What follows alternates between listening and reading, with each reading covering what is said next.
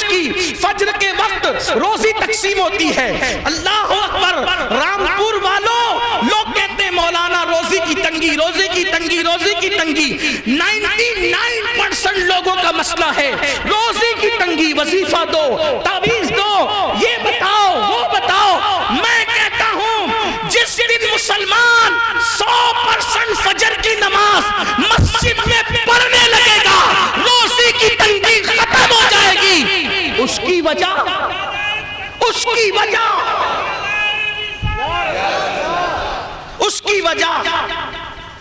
مولانا صاحب نے شرنی کا تھال کسی کے ہاتھ میں دیا، لو بانٹ دو مجمع کو.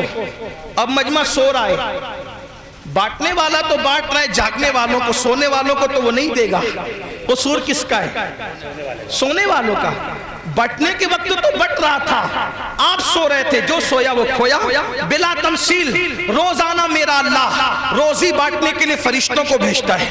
کوئی گلی نہیں ایسی جہاں فرشتے نہیں پہنچتے، کوئی محلہ ایسا نہیں جہاں فرشتے نہیں پہنچتے، کوئی گھر نہیں ایسا جہاں فرشتے نہیں پہنچتے. لیکن فرشتے آتے کب ہیں؟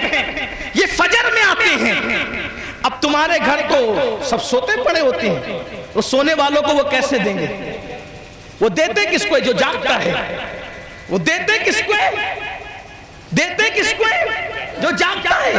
بلکہ اگر ان کو کافر بھی جگتا ہوا ملے وہ اس کو بھی دیتے ہیں، کیونکہ وہ روزی تقسیم کرنے کے لیے اتنے ہیں. جو جگتا ملے گا اس کو دیں گے، جو نہیں ملے گا وہ محروم رہے گا. اللہ اکبر. تو مسلمان کہتے ہیں ہم روزی کی تنگی میں گرفتار ہیں.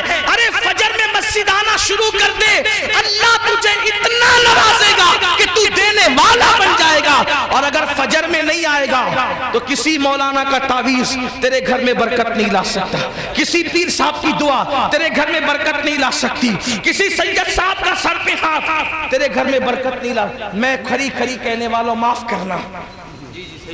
وجہ اگر اللہ برکت اٹھا لے تو کوئی مولانا میں ہے طاقت برکت لائے؟ اللہ کے آگے کسی کی نہیں چل سکتی. سب محتاج ہے اللہ کے، سب محتاج ہے اللہ کی مرضی کے. اس لیے اللہ کے گھر کو فجر میں ویران کرو، اللہ تمہارے گھروں کو آباد کر دے. ایسا نہیں ہو سکتا. اس لیے اپنے مسئلے کا حل صرف تعویذات میں نہیں. میں تعویذات کا منکر نہیں ہوں. ہماری قوم غلط مطلب لینے لگتی ہے، دیکھو تعویذ کی مخالفت کر کے گئے. نہیں بھائی، ہم مخالف نہیں ہیں، لیکن جہاں کام آنا ہے وہی تعویذ کام آئے گا. دعا جہاں کام آنی ہے وہی کام آئے گی. ابھی میں نے کہا نا کوئی پیر صاحب کی دعا آپ کے کام نہیں آ سکتی اگر آپ فجر میں نہیں ہیں. سید صاحب کی دعا بھی سید اس لیے کہہ رہا ہوں ورنہ آپ مجھ پہ بھی الزام رکھے سیدوں کا گستاخ ہو گیا. نہیں، میں خود وہاں سے ہوں، فخر کے طور پہ نہیں شکر کے طور پہ کہہ رہا ہوں. وجہ حضور کی حدیث میرے سامنے ہے. میرے آقا علیہ السلام فرماتے ہیں جو نماز چھوڑ دیتا ہے نیکوں کی دعا سے اس کا حصہ ختم کر دیا جاتا ہے. آپ کا پیر ہے بہت نیک، آپ کے سید صاحب ہیں بہت نیک، آپ کے امام صاحب ہیں بہت نیک، لیکن سید العالمین سید الابرار کہہ رہے ہیں کہ جو نماز چھوڑ دے نیکوں کی دعا میں اس کا حصہ نہیں ہوتا، نیکوں کی دعا سے اس کا حصہ ختم ہو جاتا ہے. سنیوں ترقی چاہتے ہو مسجدوں کی طرف آؤ، خدا کے لیے مسجدوں کی طرف آؤ. اپنے مسائل کا حل کل بھی مسجدوں میں تھا، آج بھی مسجدوں میں ہے اور قیامت تک مسجدوں میں رہے گا. مسجد وہ اللہ کا گھر ہے جہاں سے انبیاء کو ملتا ہے، جہاں سے صحابہ کو ملا ہے، جہاں سے اولیاء کو ملا ہے. جس کو جو ملا ہے میرے اللہ کی چوکھٹ سے ملا ہے، ہم کو بھی ملے گا تو اللہ کی چوکھٹ سے ملے گا. اللہ کا ڈر پکڑو، اللہ والے بنو. بات دور نہ نکلے، عرض کر رہا تھا اگر نماز پڑھنے جاتے تو بلی کی نیند جاتی ہے، اور اگر بلی کی نیند پہ رکتے ہیں تو کیا جاتی ہے؟ نماز. دو چیزیں ہیں، ایک طرف محبوب کا عشق ہے اور دوسری طرف محبوب کی آنکھوں کی ٹھنڈک.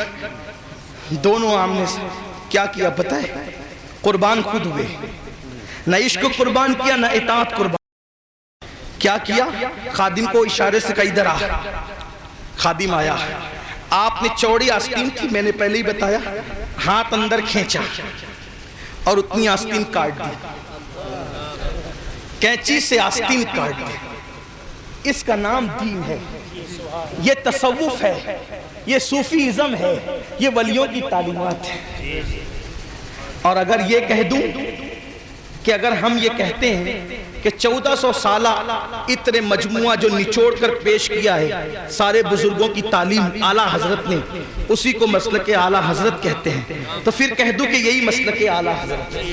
بلی پہ بھی ظلم نہ ہو، بلی پہ بھی آستین کاٹ دی، کون کاٹتا ہے آستین؟